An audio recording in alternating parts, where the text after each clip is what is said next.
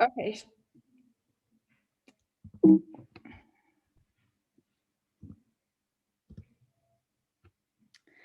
Okay, so my work is about how legal tools are used by advocacy group to implement use legal tools to then protect their natural resources. And so the whole team, although my research is political legal based, I think it covers an aspect also called the ecological distribution conflict. So how, it talks about the social conflict that are born from the unfair access to natural resources, and the unjust burden that befalls on certain communities regarding, pollution, and the unfair distribution of environmental benefits. Um, and so, current scientific, we all know that we have climate change, and not only is climate change, but it's also a loss of biodiversity. And because of the interconnectedness between ecological and social systems, the planet is facing environmental and ecological problems that are related to this ecosystem degradation. And so Mary McGill of Sedelf, which is one of these local organizations that are trying to rebalance environmental burden benefits of local communities, argue that the collapse of ecosystem and species, as well as the acceleration of climate change, are a clear indication that a fundamental change in the mankind relationship between humankind and the natural world is necessary. And so we can see that the current problems, the problems of the current legal, political, and social frameworks can be summarized in 5 points. So there are issues with agency, which so a bureaucratic and inefficient agency operation, lack of research and monitoring of data, and lack of funding for implementation and enforcement. We see that we have judiciary issues, so an undereducated court system with many complex law and gap in the laws themselves, and industry issues, so political pushback by industry and regulatory capture. So industry is viewed as the client. And finally, we have third-party issues, so financially struggling NGOs community and failed public outreach, whereby the public believes that environmental laws take jobs. And the whole purpose of my PhD is really to see how social movement interact with the law. And from my research, I realized that, and from analyzing the literature, I've seen that social movement use the law as a means to an end for achieving social, political, or economic change. So in this context, social movements and the law have a sort of a symbiotic relationship, whereby social movement mobilize the law, while the legal framework is shaped by the request of social movements. And in social advocacy, the relationship between the law and social movement is therefore interdependent. And the activists are seeking both to enforce current laws and also to create new laws, as I said, to redress, to provide solutions to the ecological distribution conflict.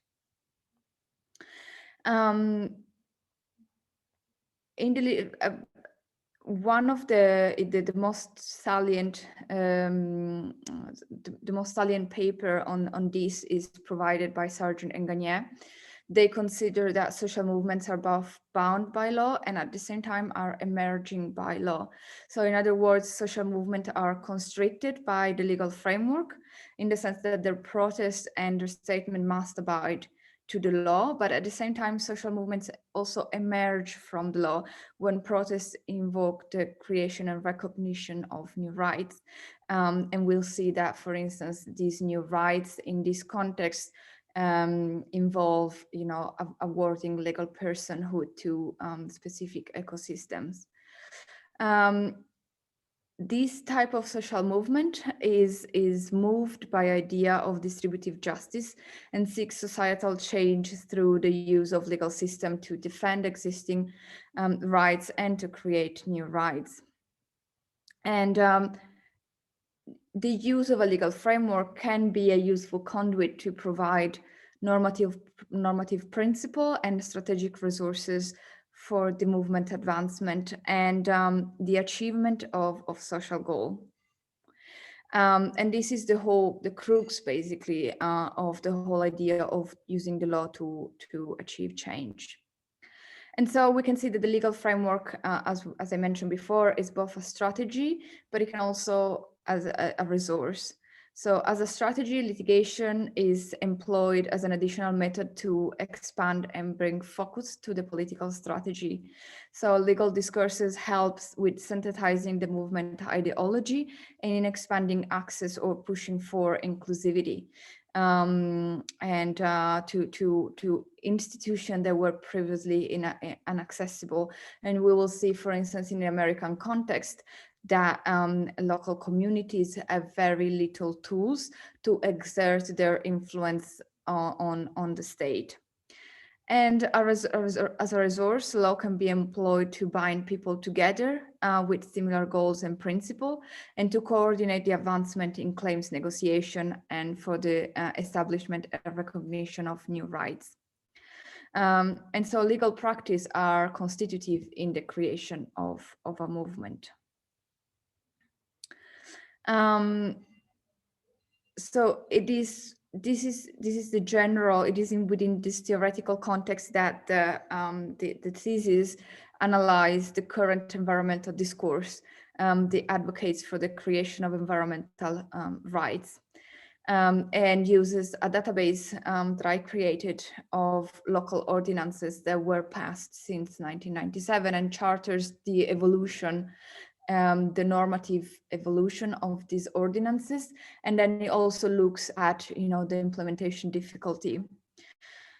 It is important to digress a little bit and discuss the different environmental discourses that have influenced the current movements. And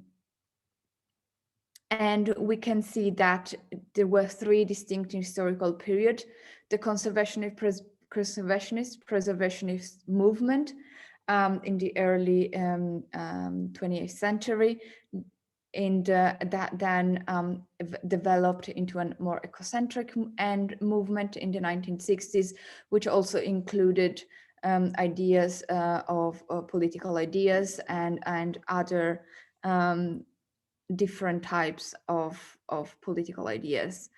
And so we will see that the 1960s, 1970s saw a resurgence of these older periods of environmental organizations and the creation of new environmental organizations that specialized in using the law as a civil disobedience tool. And we'll see, for instance, that also earliest movements like the preservationist movement and utilitarian movement were utilized in, for instance, in America, in many of the environmental legal framework that we have at the moment. And so we are seeing an articulation of new rights. So they are taking earlier discourse on environment and they are reutilizing it to then to help the shaping and creation of new discourses around ideas of rights.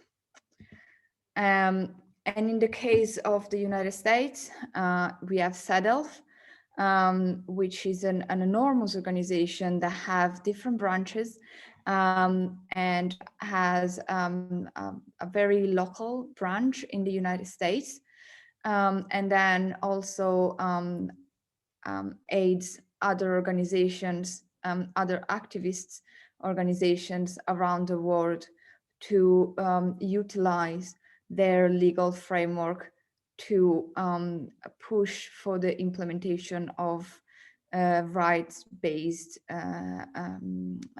legal frameworks. And so what they say is that, you know, they are using local ordinances to push a new kind of human rights advocacy for the recognition of the damages inflicted by local communities by climate change. And so we see these linkages between human rights and climate change. And this can be, it's not only seen in this type of organizations, but also broadly in the international context with the Paris Agreement of 2015 and with the Inter-American Court of Human Rights in 2017, which both recognize the rights of a healthy environment. The rights of a healthy environment is a human right, and it has been infringed by climate change and the degradation of local ecosystems.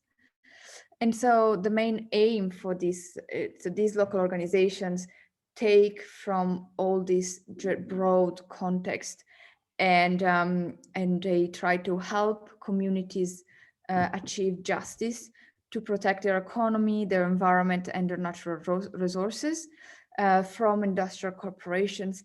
And this is very interesting because it's not just the achievement of new regulatory frameworks, it's also reclaiming their rights from corporations.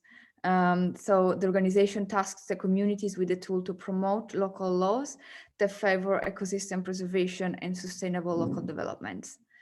And the key elements of the ordinances are community rights, to decide their own modalities of economic and community development, to abrogate corporate personhood rights, and to establishing rights of natural communities and rights to nature.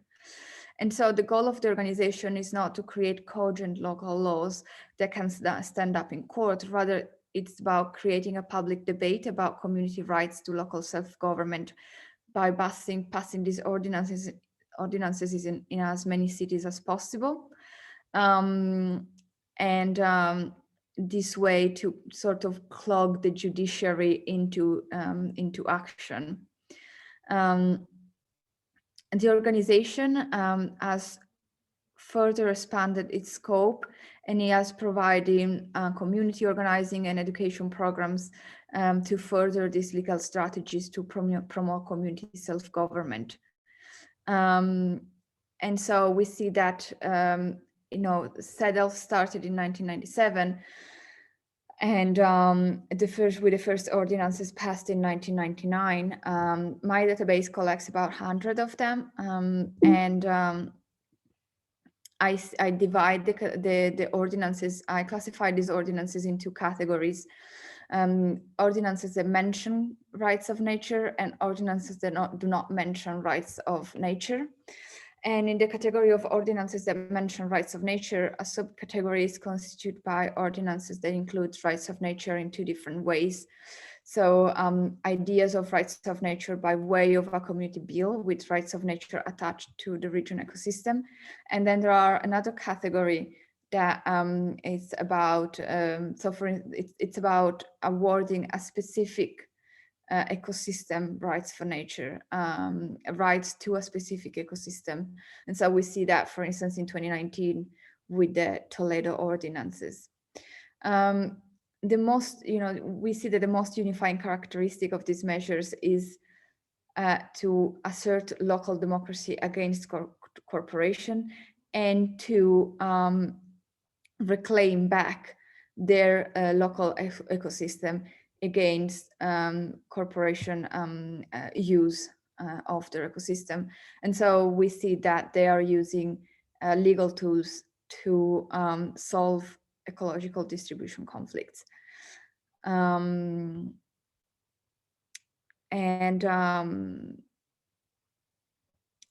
so what they're doing is they are trying to put environmental preservation first place, and you know, in time, the ultimate strategy is to achieve a constitutional rights. So it's just a first in a number of steps designed to then enshrine the right of a healthy environment and the protection of ecosystem in the Constitution. So that was pretty much my presentation, and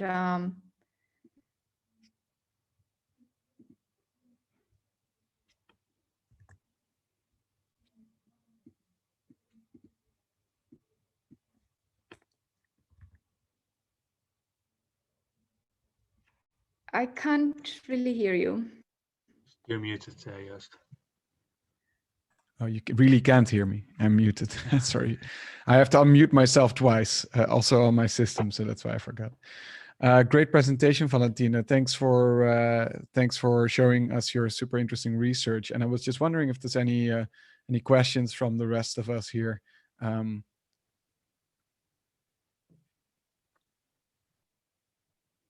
wondering if you can share that website again. I didn't catch it, your database, because that would be really interesting to take a look at. Of course.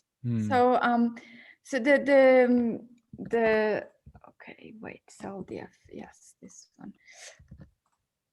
This is the database. The very interesting thing is that the database, so the database was created by me, and the organization is called SEDELF, now posted here in the chat.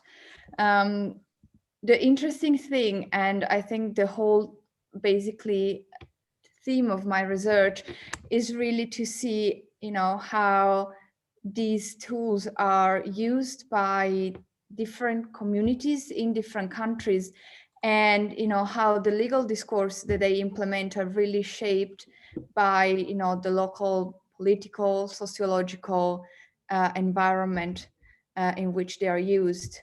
And so, for instance, we see that in the United States, there is this idea of self-determination and independence and local self-government. And so the ordinances try to solve the ecological distribution conflict using that kind of terminology. But local ordinances that are passed in Australia, for instance, use a different discourse, and they use more of an indigenous rights discourse. The interesting thing is that SEDELF is just one organization in the United States, and it's part of a very wide umbrella of organization. They fall under, it's called GARN, and it's an international organization that was developed. So wait, GARN.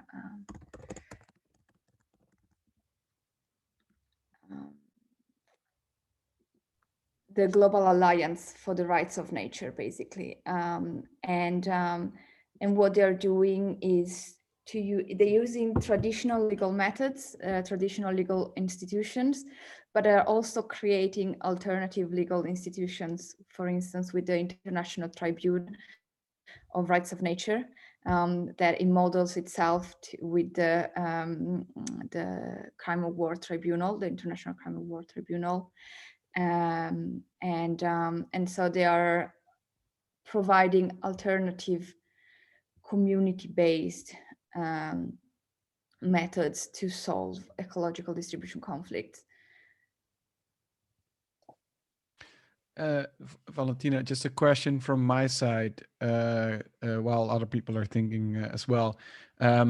So I come from a futures background, just like some of us here. I wonder if you can imagine a sort of future visioning process of any kind where these specific focus on new rights and, including local ordinances and things like that, would be a focus, right? Because what I really see in your presentation is this sort of bringing this sort of the articulation of new rights as a sort of important pathway to bring these things to reality.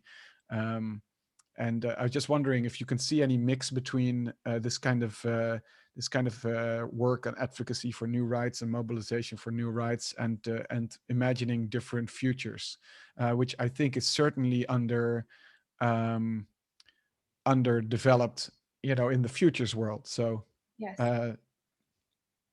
Yes, no, definitely. I mean, the interesting thing with this organization is that for now, so for instance, I looked at from a legal perspective, and what they're saying, in the legal community is that they have little future because they're not, they don't utilize current legal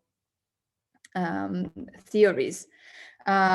But I think what they're tapping into is, so I think it's easier to do an example. So for instance, when the NAACP started its mobilization, and they also used legal strategies to mobilize people and to create really a new rights-based framework that it did not exist before. I think that's exactly what these rights, this advocacy group are doing with Rights for Nature. And so I do not exclude the possibility that it will gain more and more ground, especially because in previous iteration of environmental discourses, this right-based discourse was never used. And the gains that we have made from that at that time have been only marginal in nature protection. It's more of an utilitarian kind of vision that we have at the moment. We try to maintain the ecosystem up to maximum sustainable yield, but it's not about protection itself of ecosystem for ecosystem's sake. Yeah, thanks. And I see, Laura, you've posted something here as well, as a paper on global ocean stewardship and rights of nature, and you use this as a preparation for a scenario exercise. Laura, do you want to? Yeah, you're jumping down your neck there with that's what you get for posting comments. Yeah, well, you see, I can post comments whilst chewing at the same time. I can't talk though. Yeah. Thank you. and Valentina, what you just mentioned now on the sort of more utilitarian instrumentalist sort of approach for nature is, it's interesting because we're working on this project framework process for IPIS, the very long name organization, which is I actually presented it at an earlier discussion, where we're actually sort of trying to break down this idea of nature for society, more instrumentalist, nature as culture, and then there's nature for nature, which is fundamentally kind of this rights to nature approach could be a really one of those approaches. So that's actually why I was doing some of this reading, Joost, for this.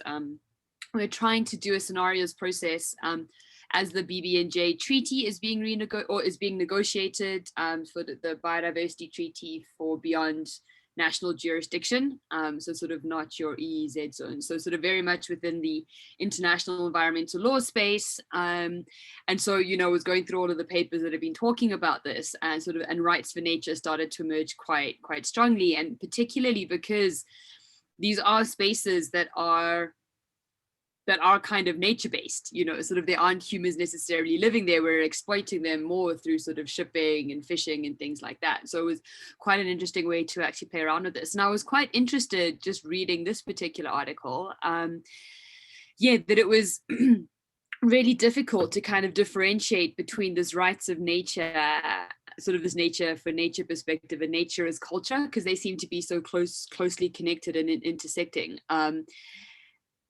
So this was more of a comment and reflection, because they had some specific ideas in the paper in terms of like how you could actually be incorporating these rights of nature's laws within international environmental jurisprudence, looking at sort of this idea of rights and connectivity, representativity and representation, reciprocity and representation, which I think touches on quite a bit of what you were saying.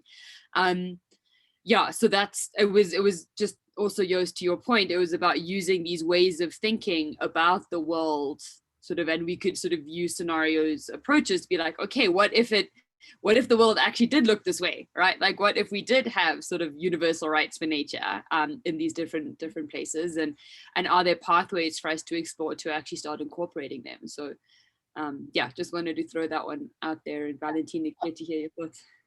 But I completely agree, because one of the aspects of my dissertation will relate to what is nature. So what do we mean by nature?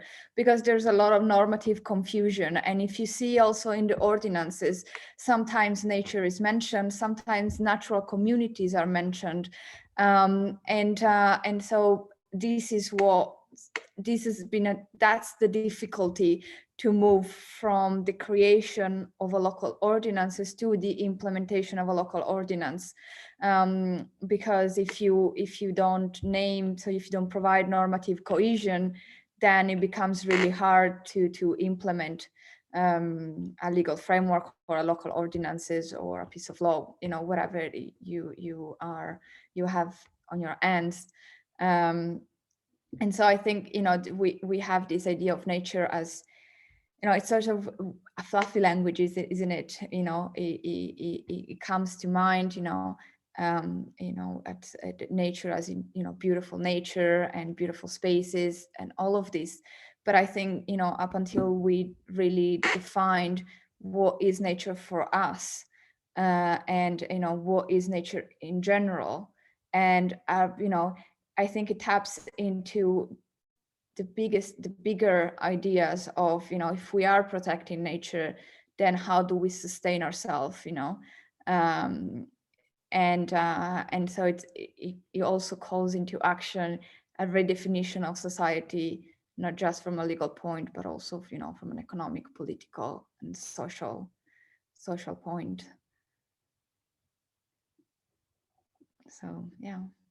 And those definitions are so fuzzy, right? Like, I think our definition of nature changes depending what we're talking about. And I think that's what makes it really difficult from a legal perspective, because you can't really have that level of nuance if you're coming up with a legal solution, right? It can't be like, well, you're kind of seeing it as your food now, but you're seeing it as kind of your Pachamama spirits in this other instance. It doesn't really have that flexibility, which is exactly. And I think you can see it really well. So in part of my dissertation, so this self-organization as a whole so helped craft the new constitution, new Ecuadorian constitution in 2008, and inserted provisions of rights for nature in the constitution. However, and this taps into the biggest context of new constitutionalism in Latin America. You will see that this kind of constitutional amendments are present in many different Latin American constitutions. However, economic development is still privileged over nature conservation. And in fact, you will see that although Ecuador has a provision for rights of nature, this provision has never been implemented. And otherwise, we wouldn't be mining it at the moment in the Amazon, right? So yeah, no, it's fascinating. Yeah. Nice. Thanks. Anyone else want to ask a question? Sinye, I have a question. So the title of the webinar was Municipalities as Laboratories of Democracy, right? So I was curious, so that this group I don't know how to pronounce it, but yeah, so they are focusing on these legal issues, but I guess, as you said, like for Ecuador, and it's not just the local level, I assume. And also, like in this slide, I remember you saying that they also, like in parallel, also do some constitutional amendments on community self-government. Yes. And so, but they do both level. And the reason that the title of the webinar is municipality is that because it's more, how do you say, this kind of approach is more flexible. Like if you go through the municipal level, or it's more malleable, or is it more practical? What is the So the thing is, it depends on the region, it depends on the country that you're looking at. So for instance, in the United States, local municipalities have only the power that have been given by the state and no more than that. And so with passing these ordinances, they are violating the law and passing local ordinances which should not be passing. And these ordinances also, for instance, strip corporations of personhood, which again, it's in violation of the law. And the title is Laboratory of Democracy, because it's at municipal level that we see that people are using tools of participatory and direct democracy to pass these ordinances. So they have, for instance, said, so if, let's say, a municipality decides that they want to pass a local ordinances, this self-organization organizes for them a democracy school, whereby they learn, about the U.S. Constitution and, in general about U.S. Legal, political, economic framework. And then from that, they can pass local ordinances by themselves. So it's so the crafting process involves the entire community. And it, for instance, in the US happens at local level, so the municipalities as laboratory of democracy. If, for instance, with the Ecuadorian constitution, indigenous people were involved in the process of crafting constitutional amendments. What happens with local municipalities in the US is that because they are acting against the law, these local ordinances are either preempted or they are the corporations sue them. And so they are also working at state level because they're trying to pass amendments that will recognize the rights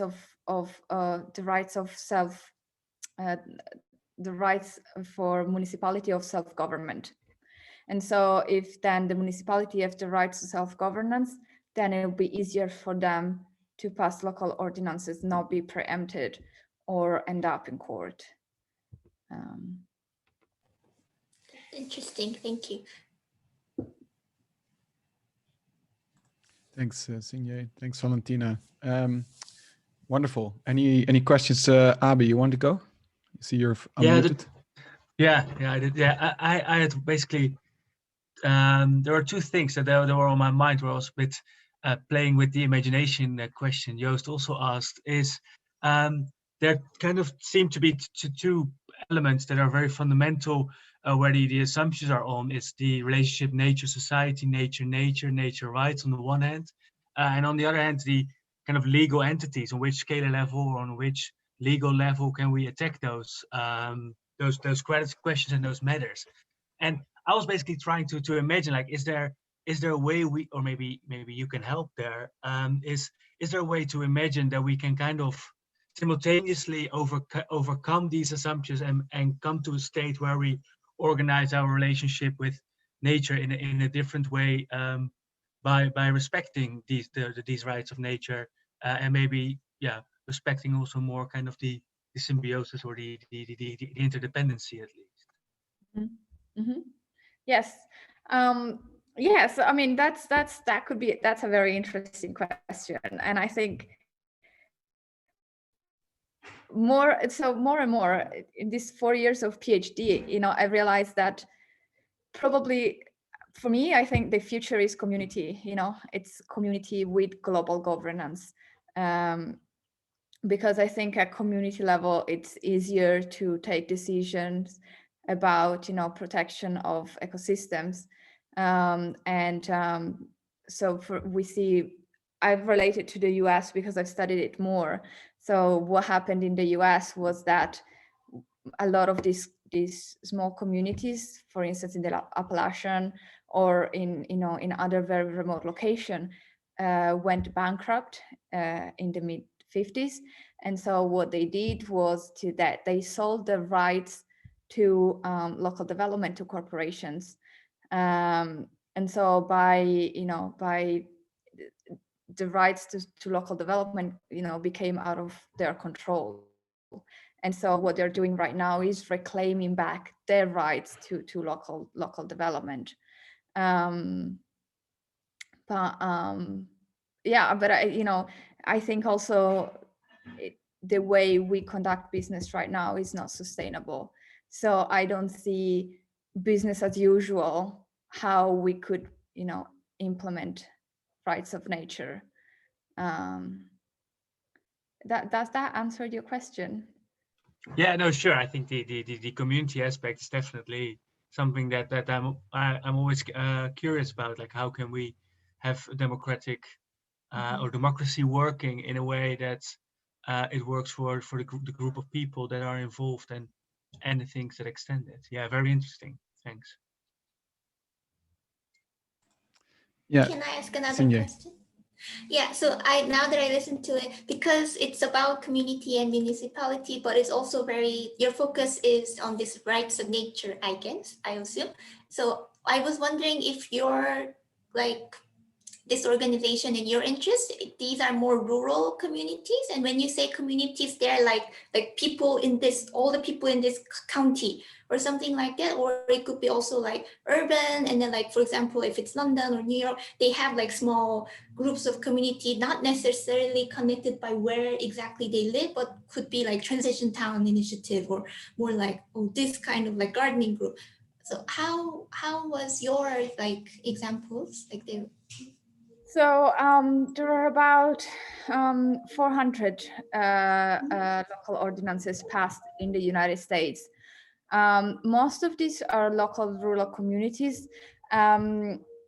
Most of them are fighting big corporations, which are mostly agricultural, but also mining or fracking corporations. But then there are other ordinances that have been passed by really big municipalities, really big cities, like the city of Santa Monica. For instance, the city of Santa Monica is an interesting case because they passed a sustainability ordinance, so whereby they decided that every economic development to be done in Santa Monica had to abide to sustainability statements.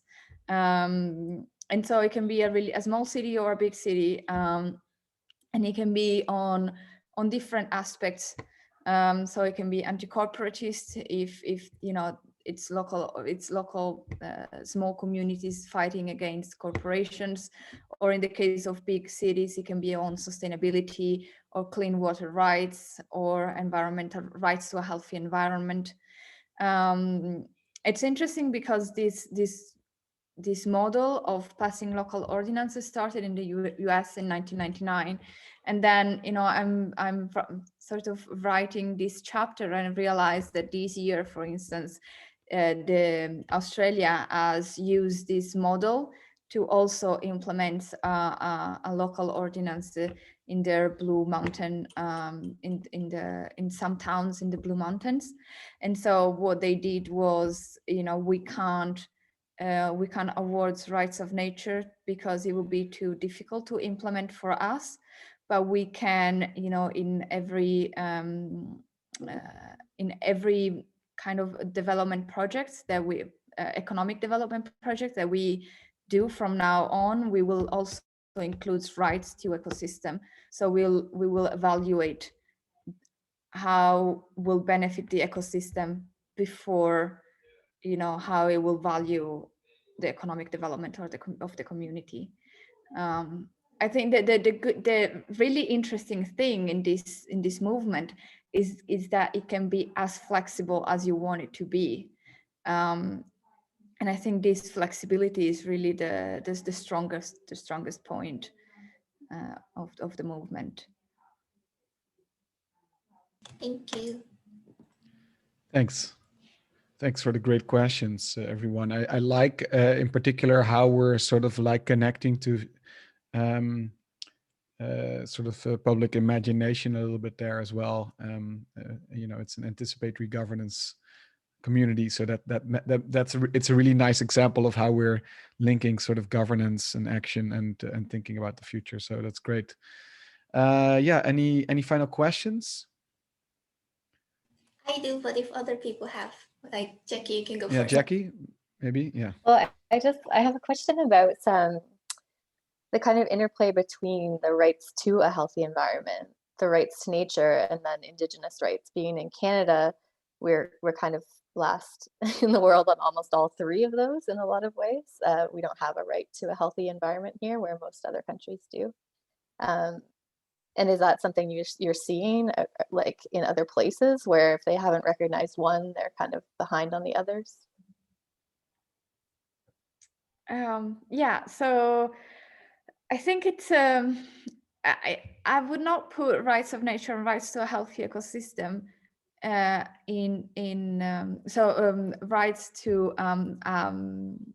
rights of nature and rights to a healthy environment into the same category, because rights of a healthy environment is a very anthropocentric sort of connotation. So what is the rights of a healthy environment?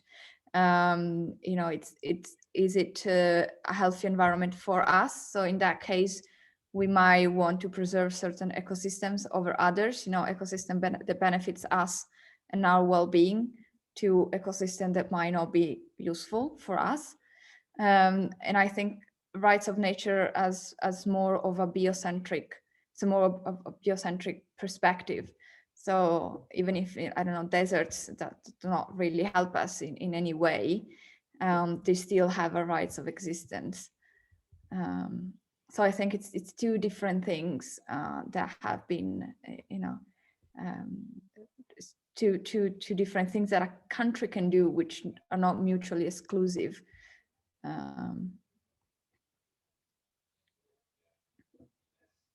Yeah, does that answer your question?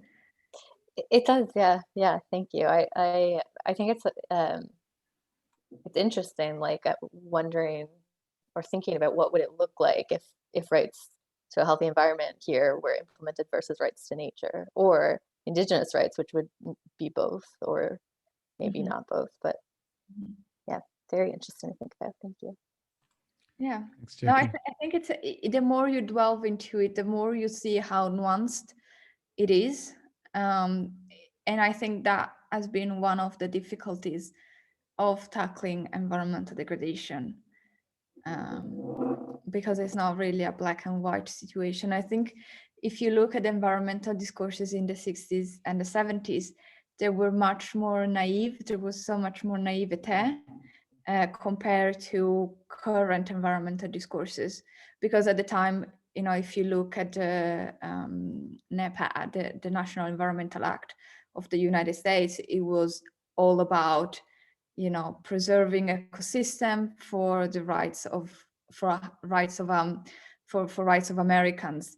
So, you know, if we clean up beaches and if we stop polluting rivers, you know, we can revert back to what it was, nature, you know, prior to colonization. But then, you know, we have seen that no major environmental acts have been passed since the 90s. And so, and more the discourse has become nuanced and difficult to transpose into legal political frameworks. Yeah. Thanks. Sinja, you want to go Yes. and grab the last spot? Because I was wondering, I don't know if this is also scope of your study, but I was really curious, how are these communities mobilized or initiated?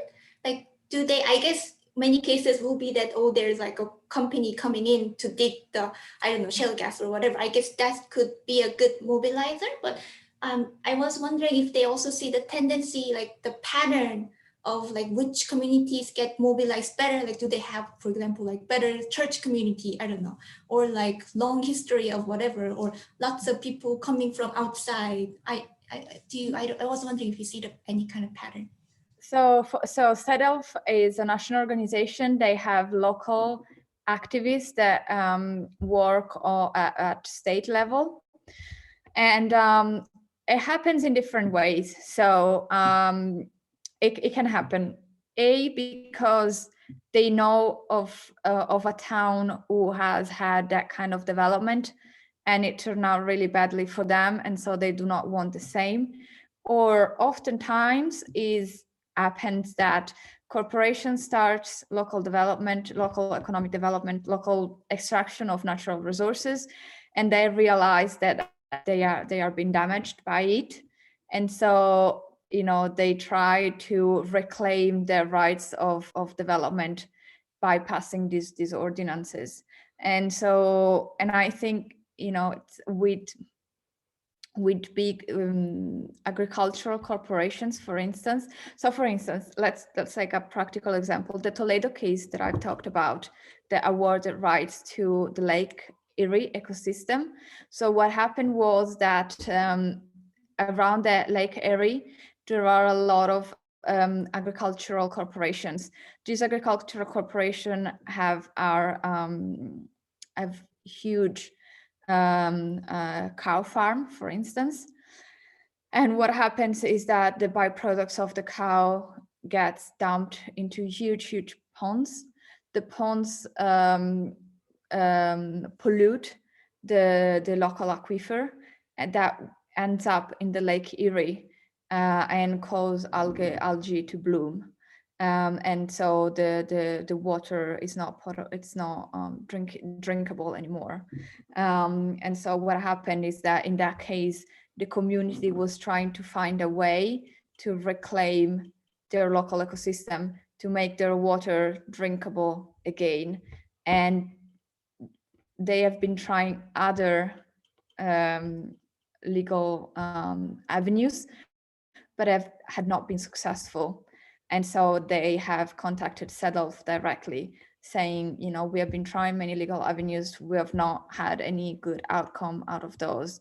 Can we try something different? And so that's the whole process starts. So it's anticipatory governance, and I think for them it's really an exercise in creativity to see what is possible to do outside of the traditional framework. Thank Nice. you. I think that's a really great note to end this talk on and this discussion. Valentina, thank you very much. Thanks everyone for showing up. I think great questions. So we did something really nice together there. I'll stop the recording now and hope to see you for the next one. I hope it was useful for you as well, Valentina. I'm really happy to have been able to present to you my research, and great questions. So a lot to think about. Yeah, if Thanks. you have paper to share, like maybe there's a link, you can share it on Slack. I don't know. Maybe share it on the Slack. Exactly. Yeah. Okay, sure. Thanks everyone. See you next time. Thank Bye. you.